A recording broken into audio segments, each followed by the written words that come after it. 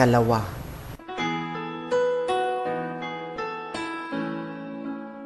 Trisil Pro.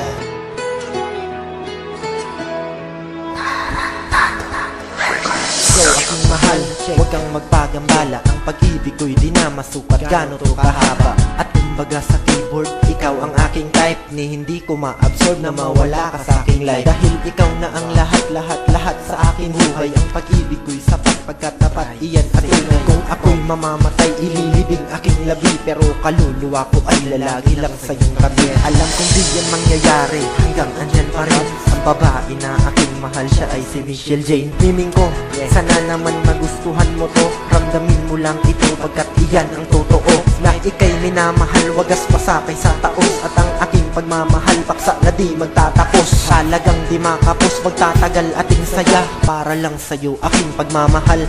Kaya hanggang ngayon, ikaw pa rin ang iniibig ko. Ikaw pa rin ang natatanging pangarap ko. Ikaw lamang hanggang ngayon.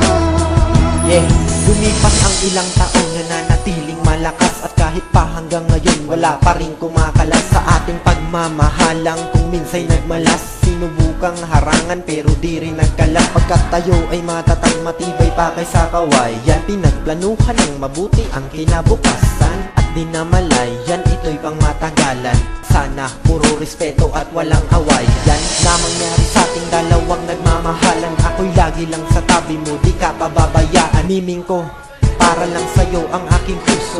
Alam mo din naman na sa'yo lang ako seryoso. Sa aking naramdaman kahit ako ay dating gago, ikaw ang naging laman ng puso bago kinandado. Kaya lagi kong tanong, ano nga ba ang gusto ko? Pasensya ka, ikaw ang siyang napili ko.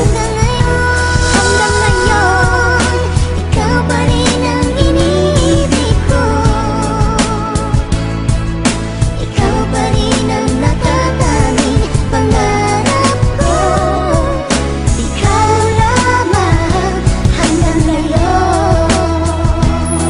Sa huling versikulo, ilalabas ang saloobin. Patutunayan ko sa'yo ano aking layunin na aking ginampanan.